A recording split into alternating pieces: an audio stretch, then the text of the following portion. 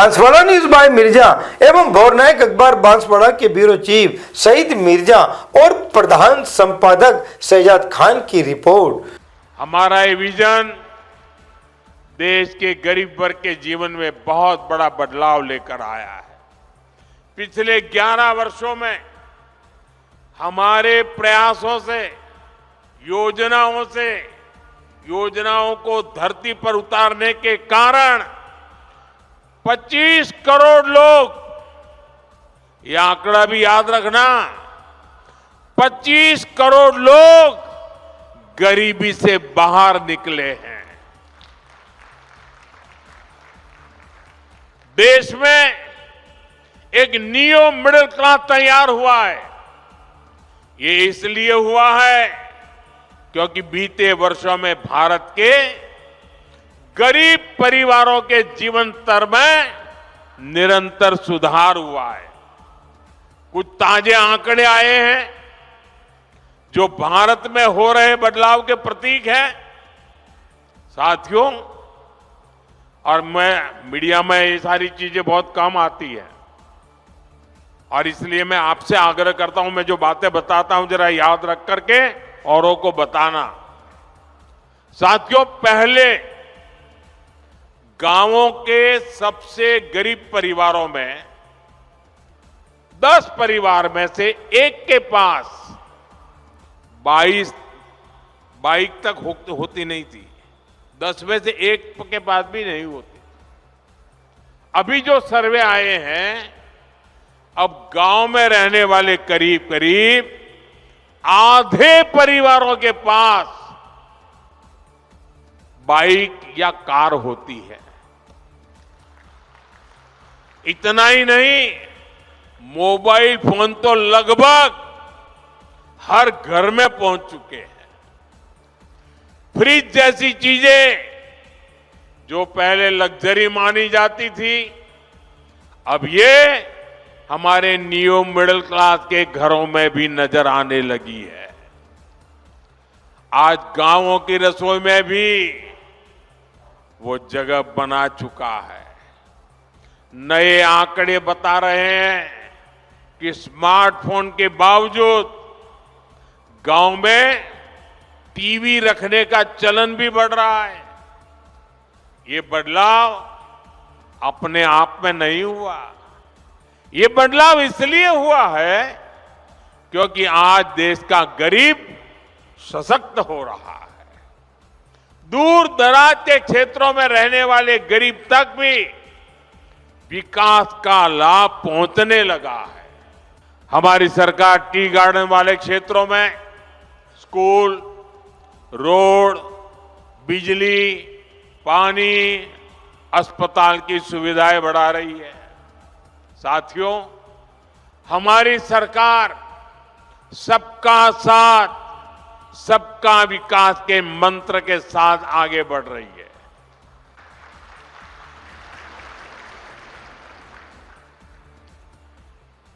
सोलुंग सुकापा और महावीर लसित बोरफुकन जैसे वीरों की ये धरती, भीमबर देवरी,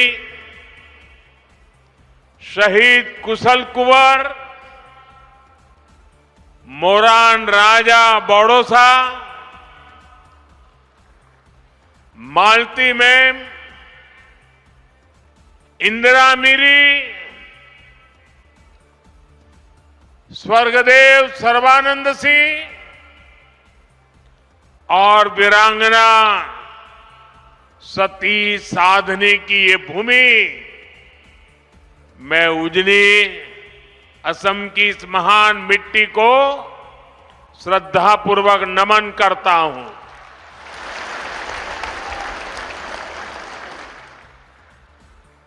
साथियों, मैं देख रहा हूं सामने दूर दूर तक आप सब इतनी बड़ी संख्या में अपना उत्साह, अपना उमंग, अपना स्नेह बरसा रहे हैं। और खासकर मेरी माताएं बहनें इतनी विशाल संख्या में आप जो प्यार और आशीर्वाद लेकर आई हैं, ये हमारी सबसे बड़ी शक्ति है, सबसे बड़ी ऊर्जा है, एक अद्भुत अनुभूति है। मेरी बहुत सी बहनें असम के चाय बागानों की खुशबू लेकर यहां उपस्थित है। चाय की ये खुशबू मेरे और असम के रिश्तों में एक अलग ही एहसास पैदा करती है।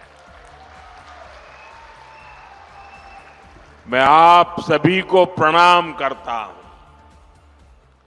इस स्नेह और प्यार के लिए मैं हृदय से आप सबका आभार व्यक्त करता हूं। साथियों, आज असम और पूरे नॉर्थ ईस्ट के लिए बहुत बड़ा दिन है। नामरूप और डिब्रूगढ़ को लंबे समय से जिसका इंतजार था, वो सपना भी आज पूरा हो रहा है। आज इस पूरे इलाके में औद्योगिक प्रगति का नया अध्याय शुरू हो रहा है।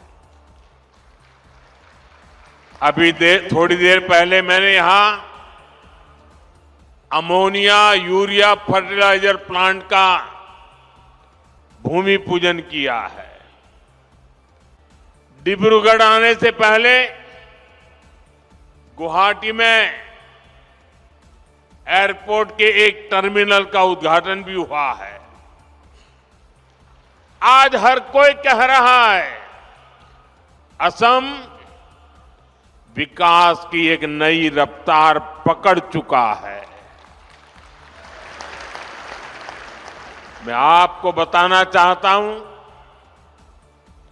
अभी आप जो देख रहे हैं, जो अनुभव कर रहे हैं, ये तो एक शुरुआत है। हमें तो असम को बहुत आगे लेकर के जाना है। आप सबको साथ लेकर के आगे बढ़ना है।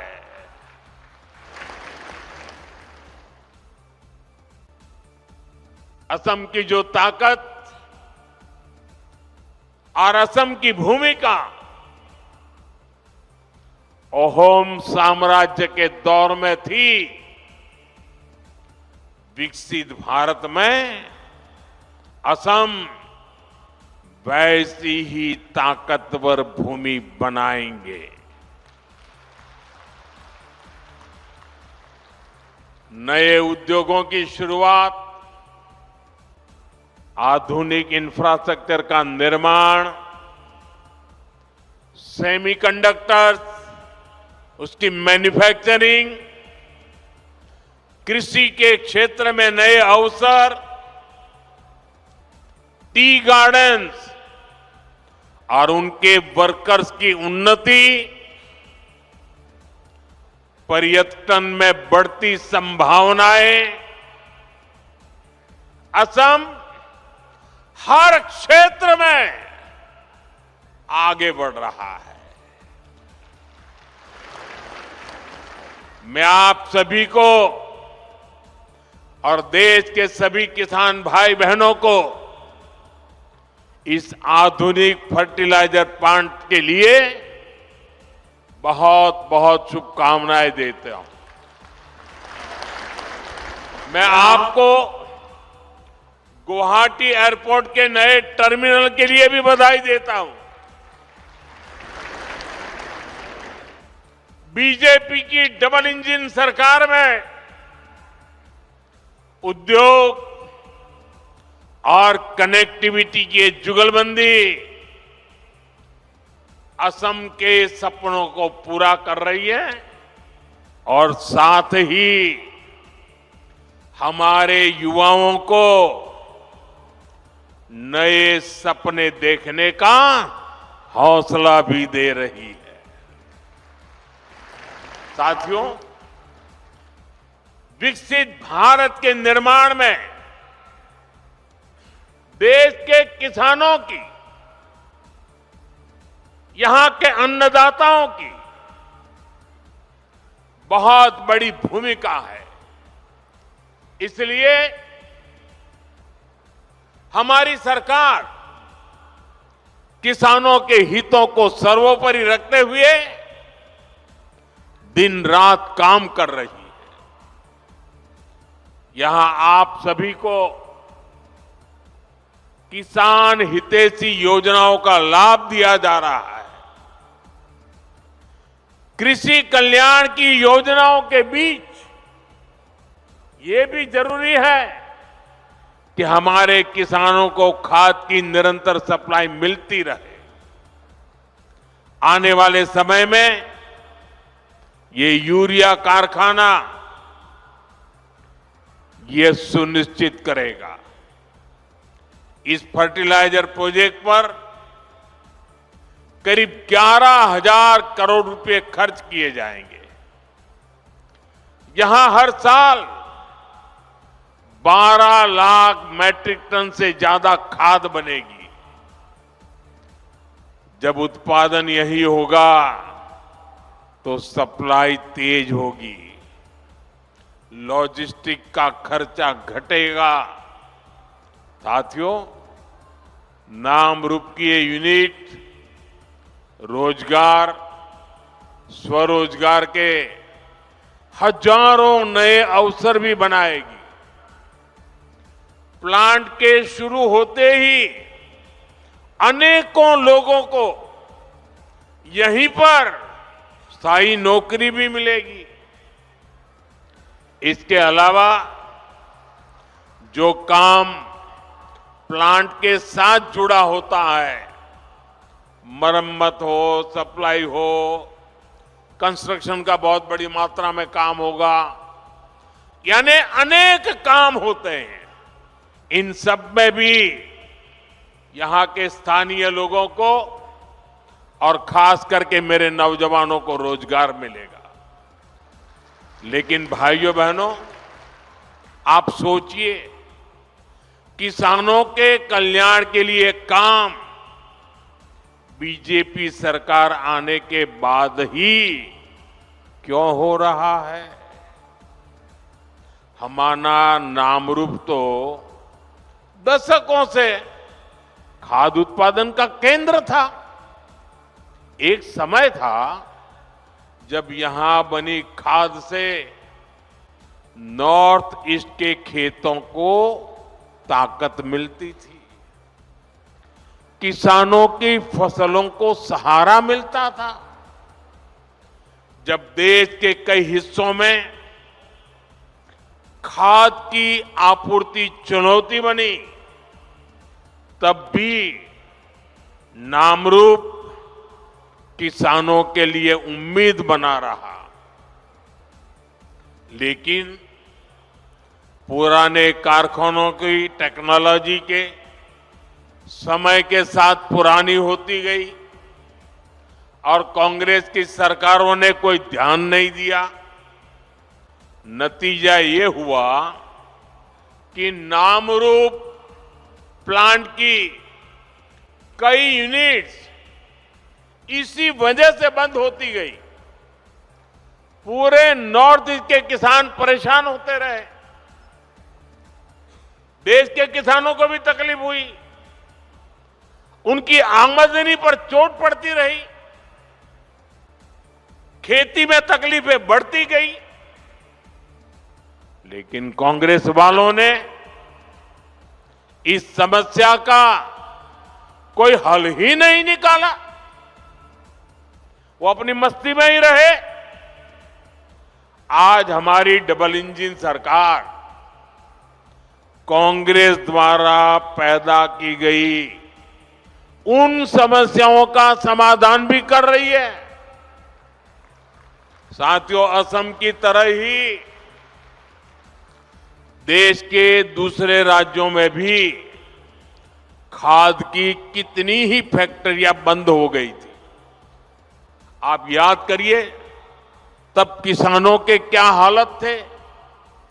यूरिया के लिए किसानों को लाइनों में लगना पड़ता था। यूरिया की दुकानों पर पुलिस लगानी पड़ती थी। पुलिस किसानों पर लाठी बरसाती थी। भाइयों बहनों, कांग्रेस ने जिन हालातों को बिगाड़ा था, हमारी सरकार उन्हें सुधारने के लिए एड़ी चोटी की ताकत लगा रही है। और इन्होंने इतना बुरा किया कि 11 साल से मेहनत करने के बाद भी अभी मुझे और बहुत कुछ करना बाकी है। कांग्रेस के दौर में फर्टिलाइजर फैक्ट्रियां बंद होती थी, जबकि हमारी सरकार ने गोरखपुर, सिंदरी, बरौनी, रामागुंडम जैसे अनेक प्लांट शुरू किए हैं। इस क्षेत्र में प्राइवेट सेक्टर को भी बढ़ावा दिया जा रहा है। आज इसी का नतीजा है, हम यूरिया के क्षेत्र में आने वाले कुछ समय में आत्मनिर्भर हो सके, उस दिशा में मजबूती से कदम रख रहे हैं। साथियों, 2014 में देश में सिर्फ 225 लाख मैट्रिक टन यूरिया का ही उत्पादन होता था। आपको आंकड़ा याद रहेगा? आंकड़ा याद रहेगा? आपने मुझे काम दिया 10-11 साल पहले, तब उत्पादन होता था 225 लाख मैट्रिक टन। ये आंकड़ा याद रखिए। पिछले 10-11 साल की मेहनत में हमने उत्पादन बढ़ा करके करीब 306 लाख मैट्रिक टन तक पहुंच चुका है। लेकिन हमें यहां रुकना नहीं है, क्योंकि अभी भी बहुत करने की जरूरत है। जो काम उनको उस समय करना था, नहीं किया, और इसलिए मुझे थोड़ा एक्स्ट्रा मेहनत करनी पड़ रही है। और अभी हमें हर साल करीब 380 लाख मैट्रिक टन यूरिया की जरूरत पड़ती है। हम 306 पर पहुंचे हैं, 70-80 और करना है। लेकिन मैं देशवासियों को विश्वास दिलाता हूं, हम जिस प्रकार से मेहनत कर रहे हैं, जिस प्रकार से योजना बना रहे हैं, और जिस प्रकार से मेरे किसान भाई बहन हमें आशीर्वाद दे रहे हैं, हम हो सके उतना जल्दी इस गैप को भरने में कोई कमी नहीं रखेंगे। और भाइयों बहनों, मैं आपको एक और बात बताना चाहता हूं। आपके हितों को लेकर हमारी सरकार बहुत ज्यादा संवेदनशील है। जो यूरिया हमें महंगे दामों पर विदेशों से मंगाना पड़ता है, हम उसकी भी चोट अपने किसानों पर नहीं पड़ने देते। बीजेपी सरकार सब्सिडी देकर वो भार सरकार खुद उठाती है। भारत के किसानों को सिर्फ 300 रुपए में यूरिया की बोरी मिलती है। उस एक बोरी के बदले भारत सरकार को दूसरे देशों को जहां से हम बोरी लाते हैं करीब करीब 3,000 रुपया देना पड़ता है। अब आप सोचिए, हम लाते हैं 3,000 में और देते हैं 300 में। ये सारा बोझ देश के किसानों पर हम नहीं पड़ने देते। ये सारा बोझ सरकार खुद भरती है ताकि मेरे देश के किसान भाई बहनों पर बोझ न आए। लेकिन मैं किसान भाई बहनों को भी कहूंगा कि आपको भी मेरी मदद करनी होगी। और वो मेरी मदद है इतना ही नहीं, मेरे किसान भाई बहन आपकी भी मदद है। और वो है ये धरती माता को बचाना।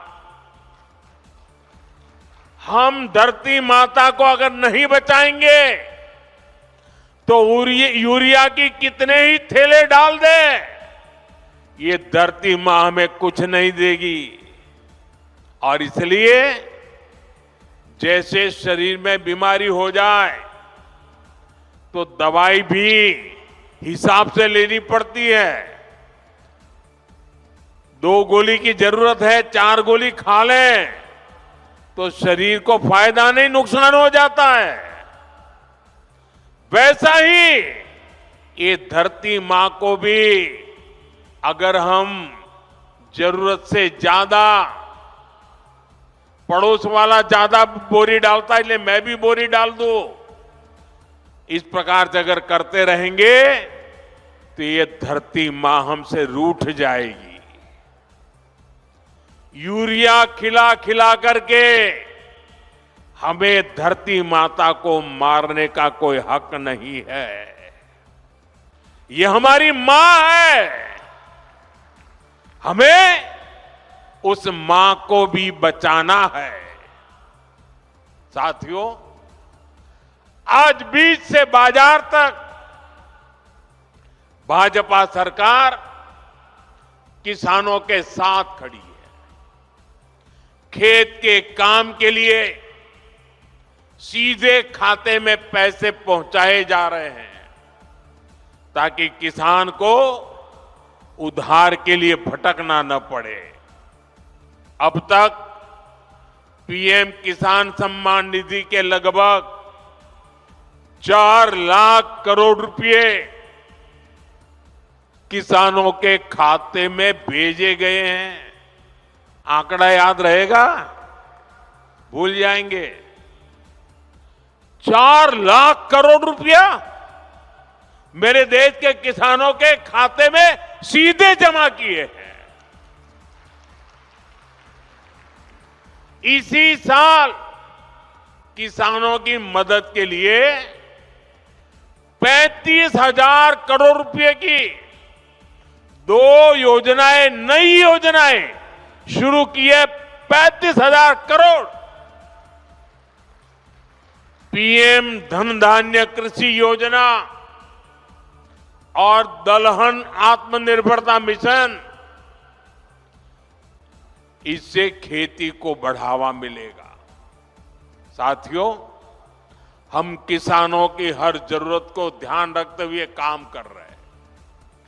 खराब मौसम की वजह से फसल नुकसान होने पर किसान को फसल बीमा योजना का सहारा मिल रहा है।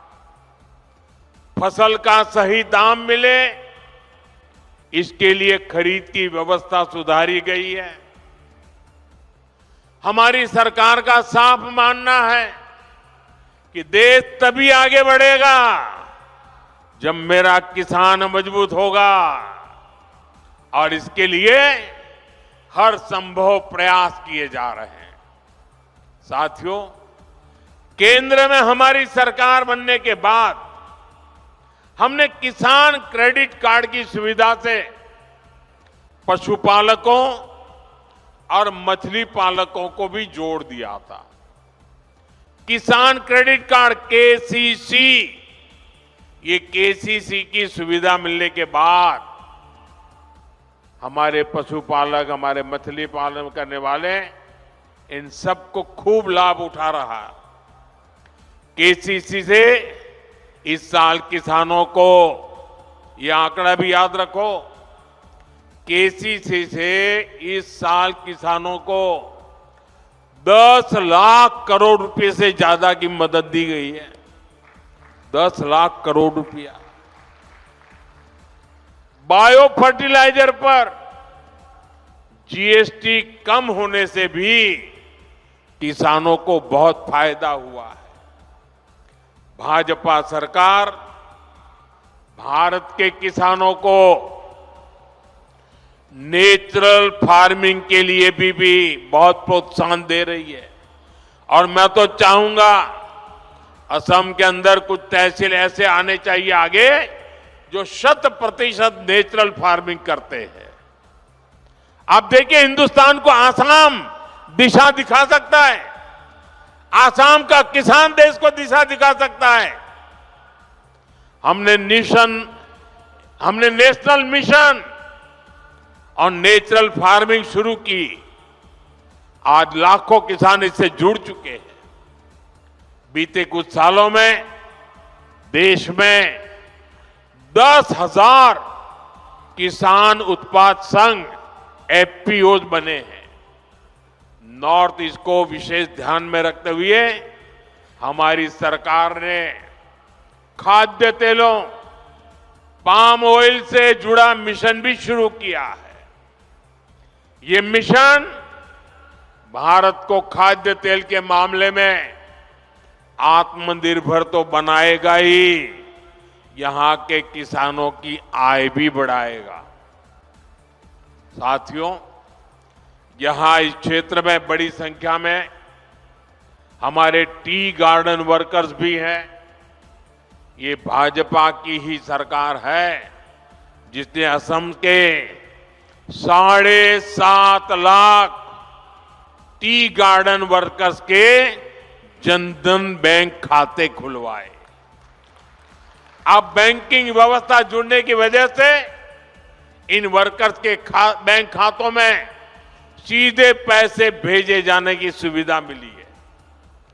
साथियों, भाजपा की डबल इंजन सरकार गरीबों, आदिवासियों, युवाओं और महिलाओं की सरकार है। इसलिए हमारी सरकार असम और नॉर्थ ईस्ट में दशकों की हिंसा खत्म करने में जुटी है। हमारी सरकार ने हमेशा असम की पहचान और असम की संस्कृति को सर्वोपरि रखा है। भाजपा सरकार असमिया गौरव के प्रतीकों को हर मंच पर हाईलाइट करती है। इसलिए हम गर्व से महावीर लसित बोरफुकन की 125 फीट की प्रतिमा बनाते हैं। हम असम के गौरव भूपेन हजारिका की जन्म शताब्दी का वर्ष मनाते हैं। हम असम की कला और शिल्प को, असम के गोमोशा को दुनिया में पहचान दिलाते हैं। अभी कुछ दिन पहले ही रशिया के राष्ट्रपति श्रीमान पुतिन यहां आए थे। जब दिल्ली में आए तो मैंने बड़े गर्व के साथ उनको असम की ब्लैक टी गिफ्ट किया था।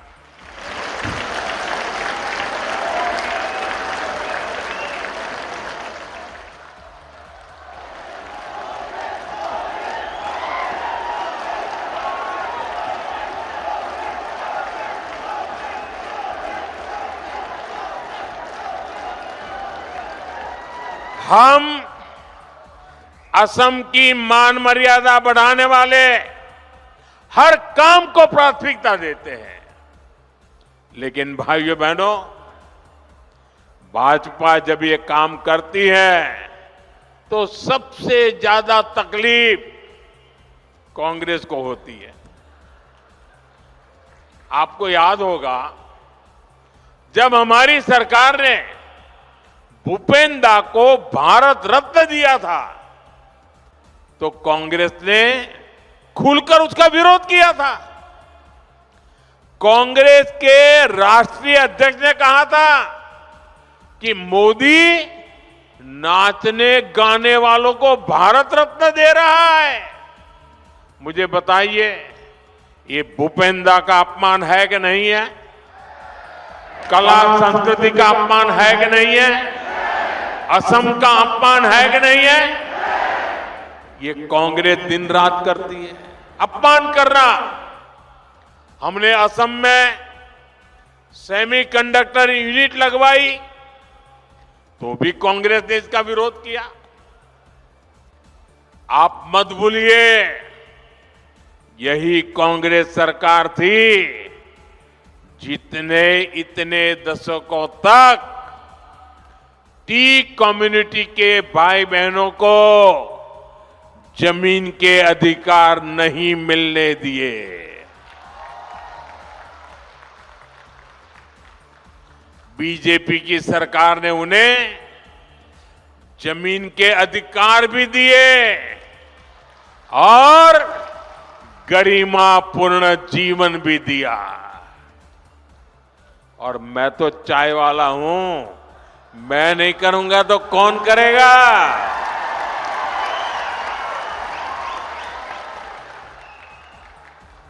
ये कांग्रेस अब भी देश विरोधी सोच को आगे बढ़ा रही है।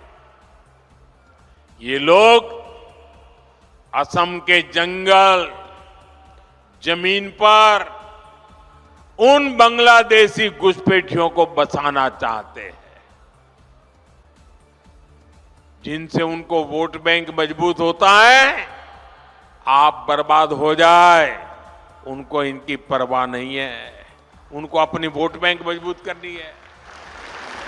भाइयों बहनों, कांग्रेस को असम और असम के लोगों से, आप लोगों की पहचान से कोई लेना देना नहीं है।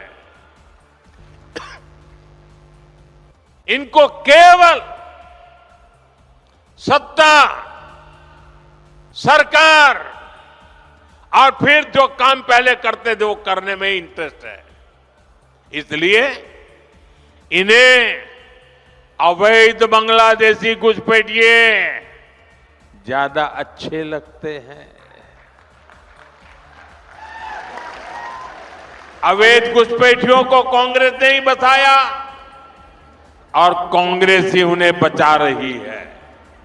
इसलिए कांग्रेस पार्टी वोटर लिस्ट के शुद्धिकरण का विरोध कर रही है।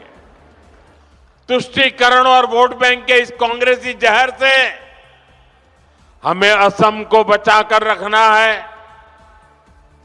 मैं आज आपको एक गारंटी देता हूं, असम की पहचान और असम के सम्मान की रक्षा के लिए भाजपा, बीजेपी फौलाद बनकर आपके साथ खड़ी है।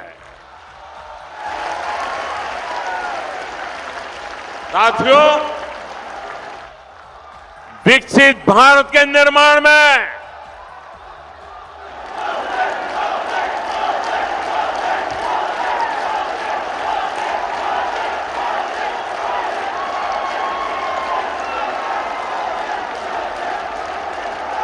आपके आशीर्वाद यही मेरी ताकत है। आपका ये प्यार यही मेरी पूंजी है। और इसीलिए पल पल आपके लिए जीने का मुझे आनंद आता है।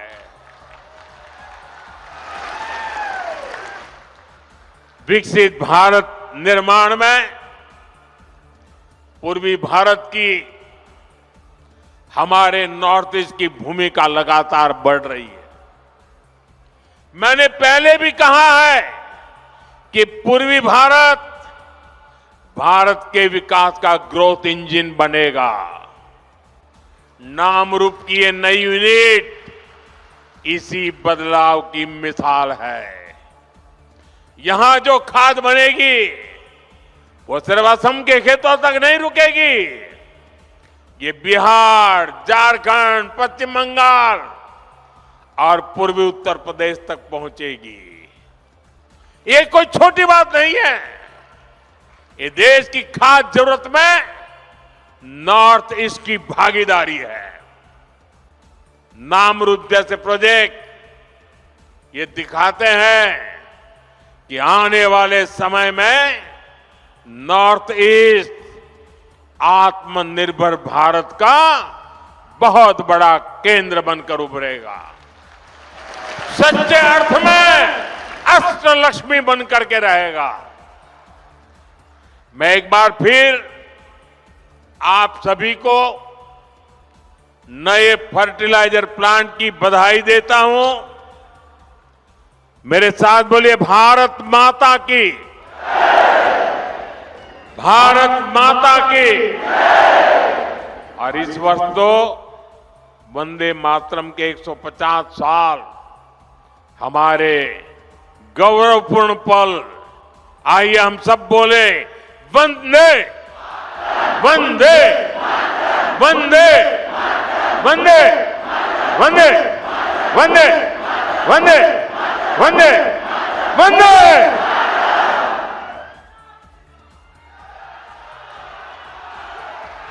आपका तेजस्वी मार्गदर्शन और गरिमामयी उपस्थिति हमारे देश हित जनहित में राज और समाज का साप्ताहिक दर्पण संपादक प्रकाशक शहजाद खान व शहीद मिर्जा की रिपोर्ट देखते रहिए भोर नायक समाचार पत्र में। बांसवाड़ा न्यूज बाय मिर्जा को सब्सक्राइब करना ना भूलें और साथ ही लाइक कर शेयर भी करते रहें।